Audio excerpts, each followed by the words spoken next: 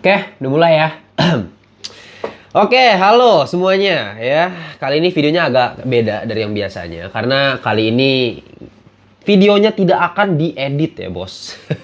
Jadi apa adanya, bener-bener kita terbuka satu sama lain gitu, bukan terbuka bagaimana, tapi terbuka secara pemikiran. Asik ya. Jadi anggapnya kayak live sih, sebenarnya. Kalau kalian buat ngelantur corps yang masih belum tahu, kita tuh biasa ada live seminggu sekali. Kalau nggak hari Jumat, hari Sabtu. Biasa malam tuh kalau gue lagi nggak sibuk ya. Jumat atau Sabtu tuh. Nah, bisa join ya kalau buat yang belum pernah join. Bisa gue buka media share juga kadang-kadang. Ya kayak gitulah, kira-kira kan langsung apa adanya kan, live soalnya kan, gue ngomong aja gitu. Nah ini sama aja, cuman bentuknya gue bikin video. Dan ini bener-bener dadakan banget, gue awalnya nggak ada rencana buat video kayak gini. Biasa kan 4 kali seminggu ya, ini video tambahan aja. Sebelum kita beralih, biasa harusnya sih besok berarti video terakhir di tahun 2023 ya. Jadi kalian tungguin aja mengenai film terbaik ya. Cuma kali itu ada semacam kegelisahan dari hati gua yang pengen gua utarakan ke kalian gitu. Secara prinsipal, secara argumentasi, secara analisis gitu ya. Gua pengen ajak kalian semua open minded dan gua pengen coba buka-bukaan aja ya. Segala pemikiran mengenai film-film yang tahun di 2023 terutama. Dan kali ini gua kasih posternya ini lurus gak nih? Takut gak lurus. Ini gua sambil minum aja kali ya. Nggak, ini nggak boleh promosi nih karena gue tidak di endorse ini. Jadi santai aja. Jadi kalau kalian mode biasa, kalau video panjang kan biasa ada yang sambil makan, ada yang sambil ngerjain PR, ada yang sambil ngapain ya silahkan lah. Cuman ya dengarkan suara gue yang begitu indah ini yang sangat-sangat cempreng ini. Ya, tahun 2023 ya film terakhir. Nah ini kita bulan dari film terakhir aja. Film terakhir maksudnya superhero ya. Ini kita ngomongin superhero dulu. Yaitu Aquaman 2, Aquaman and the Lost Kingdom. Yang menurut gue ini film yang sangat-sangat kontroversial atau banyak perbedaan pendapat nih. Kayak ini nggak cuma dua kubu doang sebenarnya. Biasanya kalau dalam sebuah film, kalau misalnya ngelantur nge-review gitu ya, biasanya tuh kayak antara 50-50, 60-40 ya, bahkan 70-30. Maksudnya gini loh, kayak banyak yang suka tapi ada yang nggak suka gitu ya, ada yang banyak yang nggak suka ternyata ada yang suka juga, pasti kan begitu kan, biasa setiap film pasti begitu, kecuali yang bener-bener parah banget yang semua orang bakal bilang ini sampah. ada udah gue pernah bikin kok videonya, cari aja video ngelantur itu adalah film yang paling berpotensi tapi malah jadi sampah. Coba cari aja, di nyari ngelantur rekomendasi tuh. Cuman yang menarik ini adalah Aquaman and the Lost Kingdom itu gue gak nyangka pas gue nonton, gue kira ini film bakal disampah-sampahin sama media gitu, sama kritikus, sama konten kreator gitu ya, karena memang separah itu yang gue lihat gitu. Kalian bisa lihat sendiri lah review Aquaman and the Lost Kingdom. Menurut gue secara rating pun di akhir kalian bisa tahu lah rating dari gue berapa, karena memang gue separah itu. Experience gue gak ada gimmick, gue gak ada bohong-bohongan, dan ngelantur kan gue udah selalu bilang kan, track record gue itu selalu ngomong apa adanya, jujur-jujuran aja, dan gue review bener-bener langsung kan. Itu pertama kali tayang langsung gue review gitu. Paling besoknya baru gue upload. Nah ini yang menarik nih, Indonesia itu kan Aquaman and the Lost Kingdom ini tayang 2 hari sebelum sebelum dirilis di luar negeri ya. Amerika tuh 2 hari setelah di Indonesia dulu tayang gitu. Jadi artinya ketika Aquaman 2 ini tayang, yang jadi masalah adalah tidak ada review dari luar negeri. Sama sekali nggak ada, gitu. Sama sekali nggak ada. Jadi benar-benar pure pas pertama kali tayang, gue bisa lihat tuh media-media lokal kayak gimana pendapatnya. Tapi sebelum itu gue ada yang lupaan ya. Seperti biasa ya, meskipun ini tidak diedit, saya akan tetap tambahkan di bagian sini atau sini ya mengenai FitNow nih, aplikasi keren gratis buat nonton. Kalau buat ini khusus buat kalian yang ngakunya miskin, yang ngakunya kere ya, yang benar-benar gak bisa beli Netflix ya, yang benar-benar gak bisa beli Disney Plus. Ya oke lah, silahkan ya, tuh cari di deskripsi box, gue udah taruh ya link FitNow tuh. Nah lanjut lagi. Sorry ini gue agak pilek ya, agak sumbeng gak sih? Apa sih? Sumbing, bukan sumbing. Bukan apa? Bindeng ya, suara gue agak bindeng nih kayak. Ya udah, makanya ini sambil kita minum kopi gini ya. Nah, Aquaman ini kan bener-bener jadi pure banget. Gue bisa lihat kayak, oh ternyata orang tuh banyak yang nilai bagus, banyak nilai 9, banyak yang nilai 10. Dan memang mayoritas masyarakat tuh bilangnya bagus. Dari semua review yang gue buat, yang bener-bener pendapat gue banyak masuk ke dalam minoritas yang lebih kecil, yang lebih sedikit gitu ya, kelompok yang lebih sedikit, itu benar-benar di Aquaman 2 doang. Kalau misalnya kita lihat dari yang sebelum-sebelumnya ya, The Flash sih, ya The Flash masih gue bilang banyak juga yang bilang bagus. Gue kan termasuk yang bilang Flash bagus. Ant-Man and the Wasp: Quantumania gue termasuk yang bilang sampah. Ada banyak juga yang bilang sampah gitu, meskipun banyak yang bilang bagus. Kalau The Marvels banyak juga sih yang bilang bagus, tapi banyak yang bilang jelek juga. Jadi kayak lebih terpecah gitu. Kalau misalnya Aquaman 2 kayaknya lebih banyak kan yang setuju kalau misalnya ini film tuh bagus banget. Dan nggak kaleng-kaleng 9, 10 gue liat di story, gue liat di media, gue liat di teman-teman YouTuber gue adalah beberapa itu pada bilang bagus. Bahkan ini gue sebut nama ya, gue sebut channel ya. Karena Ngelantur Course bilang kayak gue bingung ini kok bisa ya dua reviewer paling objektif yang menurut gue nih, gue baca dari komen ya, ada Sumatran Bigfoot ya kalau nggak salah ya, itu YouTuber juga film katanya, sama Ngelantur itu beda banget. Kalau si Sumatran Bigfoot itu katanya nilainya tinggi banget gitu, kalau gue segini. Nah kalau gue nggak usah bohong, kayak apa ya, ada temen gue juga fans DC, Bang Mario Angelo juga di atas 8 gitu. Ya rata-rata 8, 9, banyak bahkan ada yang kasih 10. Itu kenapa bisa kayak gitu? Nah, ini gue bakal jelasin secara analisis gue ya. Gue udah coba pikirin ya. Ini kenapa bisa terjadi seperti ini gitu. Oke, sorry ya, gue ingkar janji ya. Padahal tadi gue bilang ini videonya bakal no edit ya, tapi taunya ada yang kurang, bos. Jadi daripada secara substantif ada beberapa yang kurang masuk di kalian, mending gue tambahin lagi aja video kayak gini ya, video apa adanya aja kayak biasa. Ya, tapi tadi gue pengen nambahin bagian kenapa. Nah, ini kenapanya masalah selera masyarakat Indonesia, masalah Aquaman 2 ini kenapa banyak yang suka gitu kan. Itu yang jadi permasalahan buat kita kan. Nah, kalau buat gue ini singkat aja. Kita kan dari dulu, kebudayaan kita dari dulu adalah hal-hal yang berbau dengan adrenalin gitu. Kayak misalnya kita dari dulu sukanya konspirasi, makanya banyak yang suka kayak video TikTok atau video YouTube. Kalau konspirasi kan biasanya tinggi kan view-nya kan. Atau misalnya dari dulu kita diajarin hal-hal mistis, mitos gitu kan, untuk menakut-nakuti. Kita suka hal-hal yang mengadrenalinkan seperti itu, yang bikin jantung agak berdegup-degup gitu ya, deg-deg-deg. Nah, gue rasa itu sih yang membuat latar belakang kita menjadi suka film-film yang memang fast pace, yang memang seru gitu istilahnya. Kayak Aquaman 2 ini kan ya itu asal tempel aja kan. Masalah teknis udahlah belakangan gitu. Yang penting kan tempel, actionnya gila gitu kan. Actionnya wah, makanya masyarakat suka. Masyarakat yang pertama kali lihat kan action. Makanya kalau nanya, kenapa Aquaman bagus? Actionnya keren, visualnya bagus. Ya yang penting visual, yang penting action gitu. Sebenarnya itu nggak salah, balik lagi. Nanti gue bakal jelasin juga tuh. Cuma ya kalau misalnya kayak gue kemarin ke bioskop gitu ya, pas lagi mau nonton Five Nights at Freddy. Waktu itu gue pernah pengen nonton Five Nights at Freddy's, dan gue coba tanya sama Mbak XX1 ya, tiketnya tuh ya, bagian tiket. Mbak, ini film The Killers of Flower Moon sama Five Nights at Freddy tinggian mana nih penontonnya? Bilang, ya Five Nights at Freddy lah mas. Gak gitu sih ngomongnya. Cuma ya horor gitu kan. Freddy horor kan, terus emang adaptasi dari game juga. Kalau Killers of the Flower Moon film Martin Scorsese ya, siapa yang mau nonton gitu. Itu filmnya 3,5 jam, cuman ngomong-ngomong doang, dialog doang. Makanya dari dulu kan orang Indonesia kalau misalnya dikasih film dialog gitu, panjang, fase lambat, pasti nggak bakal suka. Dari dulu pasti jelek, males, bosen, ngantuk ya kan. Ya Oppenheimer aja kemarin banyak yang walkout gitu kan, baru tengah film udah keluar, karena mereka nggak suka dialog panjang. Mereka nggak perhatiin sisi-sisi teknis dalam sebuah film, seninya nggak. Mereka lebih pengen serunya aja. Itu nggak masalah. Itu kan selera kan, lagi-lagi selera. Cuman gue pengen di sini kayak kasih argumentasinya kenapa Aquaman 2 itu bisa banyak banget yang rating bagus gitu. Masalah bagus atau enggaknya sebuah film itu menurut gue kayak tergantung berapa banyak film dan film apa aja yang lu udah tonton gitu. Itu jadi parameter. Kenapa? Karena gue kasih contoh paling gampang deh. Misalnya nih, lu selama hidup gitu ya, cuman punya 2 tontonan selama lu hidup gitu. Tontonan pertama adalah She-Hulk ya. Tontonan kedua adalah superhero kocak ya kan, yang biasa dulu di Global TV itu ya kan. Nah, kalau misalnya lu harus compare 2 series itu gitu misalnya ya, 2 series itu, yang menurut lu lebih bagus mana? Oh, ya udah pasti superhero kocak. Enggak, bukan. Aduh, saya batuk gua. Oh, udah pasti She-Hulk lah ya, secara teknis bla bla. Nah kan gara-gara mau She-Hulk kan.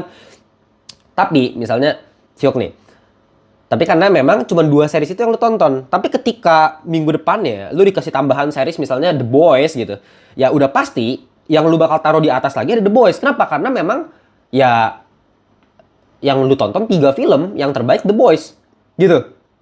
She-Hulk udah bukan yang terbaik lagi. Secara kualitas pasti menurun jauh, dan itu menurunnya bukan cuma satu level, itu langsung 100 level, bos. Antara The Boys sama She-Hulk kan gitu. Itu kan paradigma cara berpikirnya gitu.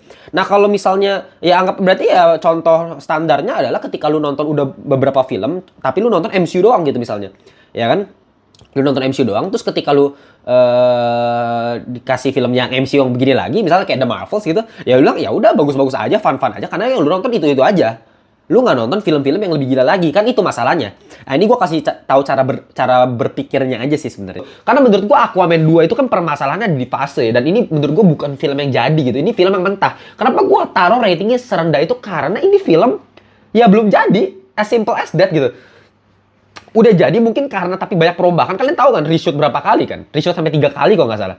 Emang produksinya kacau sampai katanya DC pun nggak mau kasih, Warner Bros tuh nggak mau kasih red carpet, nggak ada red carpet gitu loh, nggak ada premiere, karena memang mereka udah se-hopeless itu gitu loh. Meskipun mereka udah bilang gitu, gue tetap awalnya mikir apa ya, gue taruh ekspektasi rendah, tapi gue berharap ya apa ya, ada kejutan gitu, karena dari trailernya bagus kan, gue udah lihat dari trailernya keren, CGI-nya keren, visual effect-nya bagus, actionnya keren gitu.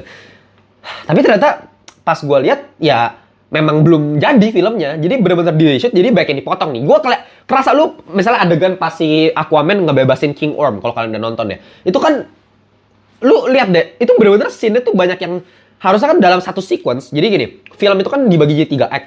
Dalam satu act itu, dalam 3 act itu jadi 8 sequence dibagi lagi tuh. Nah, biasa di awal ya itu 3 sequence, 1-2 sequence itu biasanya nggak mencari tahu kalau misalnya karakter ini apa kerjaannya, itu pendalaman karakternya apa, kita diperkenalkan sama karakter tersebut gitu. Awalnya oke, nice, tapi kalau ketika kita mulai menemukan sebuah masalah dan gimana caranya Aquaman solve the problem gitu dengan cara dia mau bebasin King Kong, itu kacau banget. Jadi fasenya itu setiap scene-nya itu nggak jadi. Jadi scene yang ini harus segini mungkin dipotong langsung kayak, oh ini pakai reshoot, kita masukin di sini. Ini tambel sulam. Ngerti gak sih? Bener ditambel-tambel aja. Jadi kayak gimana ya, gue gambarinnya tuh kayak sebuah gambar. Tapi ini tuh kayak ya udah kita ini kayaknya ada yang salah nih gambarnya gitu kan. Dirusakin, dibolongin gitu kan. Kita tambel, kita buat baru, kita tambel. Ngerti gak? Ya jadinya ketambel sih. Tapi kan nggak pas kan, nggak sama kayak yang sebelumnya kan. Meskipun yang sebelumnya jelek atau bagus pun, maksudnya at least ya satu kesatuan. Ini beda kan, jadi kayak nggak mateng scene-nya itu. Lu lihat deh, lu perhatiin dari back sound-nya aja kerasa nggak sih, kayak dari yang awalnya bisa pakai background yang ala spy ya kan, yang agen-agen deng yang pas dia mau bebasin King Orm di padang gurun itu kan kelihatan kan, tapi abis itu tiba-tiba lu bisa berganti, tiba-tiba jadi dramatik, jadi action bong dong ya kan, tapi bisa tiba-tiba jadi agak mellow. Itu perubahan yang konstan dilakukan terus-menerus, kayak nggak ada pattern sama sekali. Jadi dalam lu mau nanya sama sutradara manapun, teori manapun, kalau misalnya ngomongin teknis itu salah, gue yakin banget 100% salah. Lu boleh tanya sama orang yang mau belajar film dari manapun, pasti salah. Kalau masalah suka itu beda lagi ya. Kalau masalah tetap banyak yang ngaco tapi seru, itu beda lagi. Kayak misalnya gue ada denger Bang Eka Kramax, ya itu salah satu teman gue juga. Bang Eka bilang kalau misalnya filmnya itu memang editingnya baik yang ngaco, tapi tetap seru untuk ditonton, kan gitu kan. Jadi itu nggak masalah kalau mau ngomongin seru untuk ditonton, for fun, gitu. Jadi kayak, ya terserah lu, itu subjektif banget. Tapi kalau mau ngomongin dari teori, dari lu pakai mata lu sendiri, kalau lu memang udah sering nonton film gitu, itu bakal kelihatan banget, itu bener-bener totally, menurut gua kacau banget filmnya. Dan kalau misalnya mau ngomongin gimana sih caranya untuk lihat film, gimana caranya ngelihat sebuah film ya untuk menjadi rapih gitu, ya kan? Gimana caranya kita bisa menikmati sebuah film ini bagus atau enggak? Kan banyak yang nanya sama Ngelantur, ya, banyak nanya sama gue di kolom komentar, gue sering perhatiin tuh. Gimana sih cara nilai film bagus atau enggak? Ya sebenarnya gini, bagus atau enggak itu sebenarnya subjektif, lagi-lagi seni, film, subjektif. Jadi kayak lu percaya sama hati lu aja, menurut lu ya bagus gak gitu kan. Pertama itu, tapi kalau misalnya kita mau lihat lebih dalamnya lagi, kita harus lihat, kalau kita harus lihat secara kualitatifnya, ya kualitinya, kita harus lihat dari technical teorinya gitu. Dan maksudnya ini terbukti, ini gua nggak ngomong berdasarkan fakta kan. Ketika gua ngomong kayak gini, 2 hari pas di Indonesia nih tayang nih kan, 2 hari setelahnya pas Amerika baru rilis, ya yang di Indonesia di mana reviewnya itu ratingnya tinggi-tinggi semua kan, ya konten kreator, kritikus semuanya media banyak yang bilang tinggi kan ratingnya. Nah terbukti di Amerika pada bilang langsung jelek semua, lu perhatiin aja. Rotten Tomatoes kasih 30-an%. Gua selalu bilang kita nggak bisa percaya sama Rotten Tomatoes karena kita tahu penilaian Rotten Tomatoes itu kan mainannya ya lu cuma bisa positif negatif. Ya itu kalau kalian pengen tahu, gue udah sering jelasin berkali-kali nonton video panjang makanya. Cuma IMDb pun gitu loh, kita nggak usah ngomongin ke Rotten. IMDb pun kasih 6 sejauh ini, sampai gue tadi terakhir lihat tuh masih 6 gitu. Artinya apa? Artinya ini film memang nggak sebagus itu gitu loh. Kalau mau ngomongin bagus jelek subjektif, tapi apakah bisa dibilang kayak 9-10? Gue sih enggak ya. Enggak sih, kayak secara karena secara kerapihan film tuh bener-bener dipertanyakan. Dan kalau misalnya kita lihat secara kualitatif ya, misalnya nih, gue kasih contoh paling gampang aja deh ya. Tambah minum. Nih, film ya, poster nih misalnya. Ini karya seni kan, Stanley. Ketika kita misal mau tahu ini bagus atau enggak, ya, kita harus bedah secara teorinya gitu loh, teori desainnya. Ngerti gak? Misalnya, ini kenapa bisa bagus? Poster Stanley menurut gue ya. Ini kan bagus menurut gue. Nggak tahu menurut kalian bagus atau enggak. Tapi kalau buat gue bagus, kenapa? Karena ada argumentasinya kan. Ngerti gak? Ada teorinya kan. Contoh, teori ini teori apa? Teorinya komposisinya balance. Ya, balance artinya Stanley-nya ada di tengah nih. Tuh, benar-benar di tengah, ya kan? Nah, pakai namanya kalau dalam desain tuh ada prinsip Gestalt gitu. Jadi prinsip Gestalt itu bisa gue bilang di sini kayak sebenarnya banyak karakter, tapi karakter tersebut diberikan satu kesamaan dalam hal warna, dalam color tone gitu, sehingga membentuk sebuah karakter yang lain gitu, dalam membentuk sebuah bentuk yang lain. Itu namanya teori prinsip Gestalt. Dan ya ini kan, di sini kan, ini kan ada, di sini lu bisa ada Peter Parker, ya kan? Tuh, di sini ada macam-macam lah, ada Dokter Octopus, ada siapa nih, ya kan? Nah, itu kan krem-krem semua, nah dikumpulkan jadi satu, ini jadi mukanya si Stanley. Di sini malah warnanya yang lebih beda lagi, yang lebih bervariasi. Nah, jadi ada emphasize di sini kan, emphasize di sini karakter utamanya Stanley. Jadi kita pertama kali lihat hierarki utamanya Stanley. Baru oh ternyata ini karakter Marvel, ada Iron Man, ya kan, ada Kingpin, ada apa. Nah, itu teori. Nah, kita bisa bedah bagus atau enggak dari teori, dari argumentasi. Nah, balik lagi. Sekarang yang jadi permasalahan untuk orang-orang masyarakat Indonesia adalah nggak ada yang mau ngeliat sisi argumentasinya, nggak ada yang mau ngeliat teorinya seperti apa, teknikalnya seperti apa, gitu loh. Iya kan? Kalau misalnya mau ngomongin teknikalnya, gue nggak setuju. Kalau gue lebih setuju Stanley ini dibikin di rule of third, bukan di symmetrical. Jadi asimetris. Itu bisa lagi, itu argumen lain lagi. Tapi at least lu punya argumen itu kan. Ngerti gak? Bukannya lu cuman asal, ya gue bilang bagus, ya bagus aja kok, seru kok, keren kok ini. Nggak bisa, kalau buat gue sih nggak bisa. Gini, film, kalau mau buat for fun to watch, itu nggak apa-apa. Gue nggak ada masalah sama itu. Kayak lu mau bilang, film ini seru. Seru ya udah, seru, it's okay. Tapi yang jadi masalah ketika gue bilang ini film sampah, terus lu bilang, menurut gue kagak sampah, lu aja nggak coba ratingnya. Nah, itu yang gue selalu bantai tuh orang-orang kayak gitu. Karena mereka nggak punya argumentasi, ya udah mereka apapun yang mereka menurut mereka benar, ya udah mereka benarkan aja secara prinsip mereka gitu. Nggak peduli masalah teorinya apanya gitu, ya kan?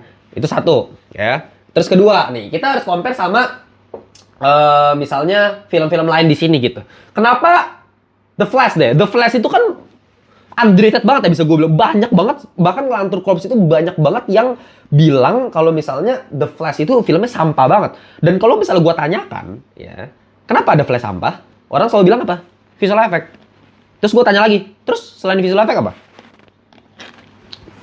Coba jawab. Yang sampah di The Flash selain visual effect apa? Coba jawab. Nggak bisa kan? Ya itu dia masalahnya. Itu dia. Kalau mau ngomongin hal-hal yang minus dikit-dikit, pasti gue ketemu ya. Masalah logika dalam time travel, masalah beberapa karakter yang kurang nggak jelas, kayak misalnya si Iris West-nya. Bisa gue taruh di hal negatif, tapi yang fundamental, yang bisa bikin ini film jadi sampah, lu pasti cuma bisa jawab visual effect doang. Kenapa? Karena yang lainnya memang bagus. Acting Ezra Miller keren. Nggak usah dipertanyakan, lu bayangin jadi dua orang berbeda. Di sini, film The Flash, karakter utamanya siapa? Dua orang. Siapa? Ezra Miller? Siapa namanya? Barry Allen sama Barry Allen. Iya kan? Barry Allen sama Barry Allen. Barry Allen versi utama, Barry Allen versi muda. Dan yang merani siapa? Dua-duanya Ezra Miller. Dan karakterisasinya beda nggak? Beda. Pas dia ngomong sama dia sendiri, beda nggak? Beda. Bener-bener kayak ngomong sama orang lain. acting. That's acting. Bagus. Keren banget. Michael Keaton deliver banget jadi Batman. Nostalgia dapat. Tapi memang dia karakter sebagai Batman juga keren banget gitu. Bagus banget. Emosi ketika dia sama maknya, dramatis ketika nangisnya, kita lihat di supermarket. Nangis gua. Sedih. Kenapa? Emosi dapat. Kita artinya bisa merasakan apa yang dirasakan si Barry Allen. Itu adalah contoh film yang bagus. Gitu loh. Nggak usah ngeliat CGI. CGI memang harus dikritisi. Sampah. Kan gue liat aja di review flash gue yang waktu itu. Sampah, gue bilang emang CGI sampah. Tapi apakah filmnya sampah? Enggak, filmnya bagus. Beda sama Aquaman. Kalau Aquaman menurutku dari semuanya salah. Dari musik yang ngaco, dari penulisan plot yang ngaco, gitu. Dari editing yang ngaco, gitu. Dari chemistry antara Jason Momoa sama si Patrick Wilson-nya juga menurut gue aneh, gitu. Ya kan? Jadi terlalu banyak, makanya itu film sampah. Gitu loh. Film itu kan artinya sebuah puncak kesenian yang menggabungkan semua elemen seni yang ada. Mau dari makeup artist, mau dari production design, mau dari visual effect, mau dari acting, mau dari sinematografi, dari penggunaan kamera. Banyak banget, men. Jadi kita bisa nilai satu-satu dan kita bisa kasih kesimpulan gambaran besarnya itu sebenarnya apa, hierarki utamanya apa. Kalau hierarki utamanya udah ngaco, itu udah pasti sampah. Biasanya sih gitu. Gitu loh. Itu masalah Aquaman 2 ya. Gue kasih contoh lagi misalnya nih, kita ngomongin film yang kemarin gue udah review ya, film 13 Bom di Jakarta gitu. Film 13 Bom di Jakarta, filmnya Mas Angga Dwi Mas Sasongko itu gue kemarin udah sempat ngobrol juga sama Mas Angganya juga, sama sutradara langsung. Dan gue langsung memang kritik di depannya langsung gitu. Gue ngomong masalah penggunaan bahasa yang baku, penggunaan villain yang dibikin abu-abu yang menurut gue kurang diberikan filosofi. Itu kan hal-hal yang memang harus dibedah satu persatu supaya penonton tuh ngerti gitu, nggak cuma bisa bilang bagus jelek gitu loh, iya kan? Kayak pas misalnya lagi Aquaman 2 misalnya, Aquaman 2 tuh kayak banyak yang ternyata setuju sama gua belakangan ya, setelah gua review tuh ternyata banyak juga yang setuju sama gua kalau misalnya Aquaman ini, oh pantas kenapa, gue bingung bang kenapa pas gua di tengah-tengah nonton Aquaman gua ngantuk, tapi gua nggak tahu kenapa. Nah itulah tujuan ngelantur. Ketika lu ngantuk bingung, ini kenapa jadi kayak gini ya, bosan, tapi gue nggak tahu kenapa. Nah, ketika lu selesai nonton, lu nonton ngelantur, oh ini dia problemnya. Gue jabarkan kan, permasalahannya sebenarnya apa? Oh, permasalahannya sebenarnya di editingnya, yang terlalu cepet tapi berantakan. Menimbulkan kesan konstan, grafiknya nggak naik sama sekali, bahkan di endingnya pun nggak jelas. Tiba-tiba musuhnya kan langsung mati dalam sekejap. Lu ya, baru keluar, langsung mati bos, langsung modar gitu. Ya, itu sebenarnya yang concern utama gue dalam bikin video ngelantur ini gitu. Ini terutama di akhir tahun, jadi kita recap sedikit ya mengenai film-film. Misalnya kayak Wonka juga menimbulkan banyak masalah. Kayak misalnya Napoleon kan ya banyak juga yang bilang, filmnya bagus bang menurut gue. Nah, bagusnya menurut apa? Coba pas gue tanya, bagusnya sinematografinya bang. Terus apa? Actingnya Joaquin Phoenix bang. Terus apa? Nggak tahu lagi. Nah, itu kan jadi masalah kan? Itu jadi masalah kan? Kayak ya kita perlu belajar namanya pemikiran kritis gitu terhadap film, karena ya senang-senangnya kita nonton film seru. Banyak yang bilang kayak udahlah, misalnya kayak Kung Fu Panda kan gue kritik tuh masalah money milking. Banyak yang permasalahan gue, ya lu nonton aja sih bang gitu. Bos, Kung Fu Panda, lu mau sampai Kung Fu Panda 11 pun kalau tayang, gue juga bakal nonton gitu, karena gue emang suka Kung Fu Panda, kan sesimpel itu. Kalau misalnya gue suka, kenapa gue nggak nonton? Itu hal yang beda. Suka sama terbaik itu beda. Kualitas sama favorit itu pasti beda gitu loh. Kalau mau ngomongin suka, lu mau Fast and Furious misalnya, sampai Fast and Furious 200 misalnya kan. Ada di bioskop, nonton juga gue keluarin duit juga. Pertama gue support, ya kan. Yang penting support dulu, gue nggak nonton bajakan bos. Gue support, gue nonton bioskop gitu loh. Gue support, gue nonton bioskop, gue tonton, ya gue sampah-sampahin. Karena kita harus kritik, kan gitu. Ya kan. Suka nggak? Suka. Seneng? Seru. Ya kalau nggak suka ya ada juga sih beberapa yang memang sampahnya keterlaluan sampai gue udah enak banget, ada juga gitu. Tapi kayak at least kayak Kung Fu Panda pasti gue tonton juga. Ya mau sesampah-sampahnya cerita Kung Fu Panda nggak jelas, ada bunglon tiba-tiba bisa jadi Tai Lung gitu kan. Ya emang udah nggak jelas ceritanya, tapi at least pasti gue pasti tonton. Jadi kita harus perbedakan, kita harus diferensiasikan gitu antara kritis sama kesukaan. Tonton seru, favorit, kita suka gitu ya. Tapi kritis juga harus ada. Karena kenapa? Kalau misalnya kita nggak kritis, kita cuman ya udah nonton aja. Nggak, pemikiran masyarakat ya stuck di situ gitu loh. IQ masyarakat Indonesia yang cuma 70 doang, 78 kalau nggak salah rata-rata kan. Ya lu tahu berarti setolol apa masyarakat Indonesia. Ini bukan gua ngomong tolol, gua ngata-ngatain, faktanya seperti itu, 78. Ya 78 lu lihat lah indikasi 78 tuh IQ-nya apa. Ya silakan dicek di Google. IQ 78 indikasinya apa? Gitu loh. Ya bodoh lah. Ya. Karena apa? Ini rata-rata itu ngomong rata-rata ya. Kenapa? Karena ya kita terjebak dengan sejarah masa lalu. Kalau buat gue ya, terjebak dengan masalah kebudayaan kita, di mana feodalisme itu dari dulu kita tanamkan dalam darah daging kita gitu, dalam masyarakat Indonesia. Dari zaman kerajaan Singasari, Majapahit, kan gue udah pernah bikin short tuh kalau nggak salah, atau belum tayang sekarang, gue juga nggak tahu uploadnya kapan ya. Tapi kebudayaan seperti itu, kita mengagung-agungkan seseorang raja gitu ya, atau bangsawan kita agung-agungkan, ya itu membentuk jati diri kita gitu. Ketika kita misalnya, yang tadi balik lagi kritikan terhadap gue kan, kayak lu nggak usah kritik-kritik lah gitu kan, lu nggak bisa siapa, lu bukan sutradara kan gitu kan.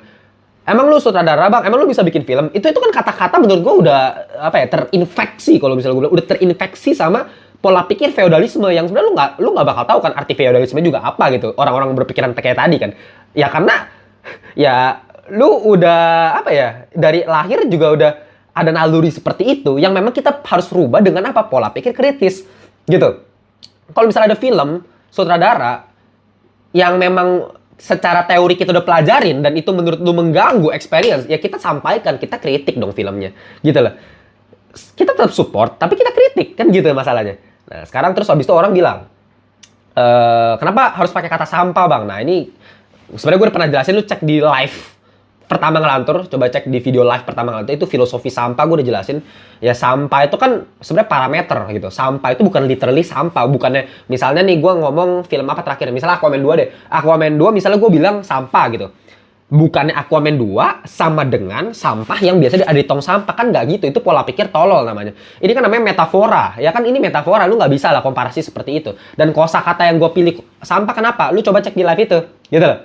Masalah kritik tuh artinya apa sih? Kritik, krinen, artinya apa? Menusuk, membelah, menghancurkan, merobohkan, ya kan? Merobohkan karya yang udah dibuat agar bisa apa? Agar bisa dibangun lebih baik lagi, kan seperti itu. Kritik itu bukan membangun. Gue udah berkali-kali bilang, kritik itu bukan bangun. Kalau mau bangun lu pakai saran. Kalau kritik ya lu hancurin. Makanya kita distract aja, sampah ya, sampah. Tapi kita kasih argumentasi, jangan bilang sampah, tapi lu nggak tahu apa, lu cuma bilang sampah, artinya lu ngata-ngatain, artinya lu menghina. Itu bedanya cacian, hinaan sama kritik. Masa logika dasar kayak gitu aja orang Indonesia nggak tahu gitu? Itu kan yang jadi masalah. Itu yang jadi masalah. Kalau misalnya budaya kritik ini udah nggak ada, ya kalau misalnya lu bilang, bang, lu terlalu berat bang, masa film aja lu harus kritik? Ya lu coba tonton video gua, lu cari di YouTube ya, search ya, ngelantur apa ya, gue lupa tuh, apa film tuh ya, ya ada lah pokoknya, kalau nggak salah hasil dari nonton film, kalau nggak salah deh, apa ya, gue lupa tuh ya kata-katanya ya. Pokoknya ada satu video tuh gue inget, gue ngejelasin mengenai dampak menonton film tanpa dikritisi ya, itu ada, lu coba cari aja. Itu ya gue jelasin kan, film itu efeknya segila apa, efek Bambi dari zaman dulu ketika Bambi ada, atau dari iklan rokok pun zaman dulu kenapa bisa memberikan efek masyarakat luas. Konsep dasar itu, sejarah itu yang gue masukin di otak gue, sehingga untuk masa modern ya kita harus kritik terus, kalau enggak ya masalahnya terjadi dengan di milking, artinya apa? Nanti generasi selanjutnya, generasi penerus kita, bangsa masa depan kita, itu dapat tontonan sampah semua gitu, dapat tontonan sampah, seninya udah hilang, mereka nggak tahu lagi apa film yang bagus atau enggak, bahkan mereka nggak bisa bedain antara film bagus sama enggak.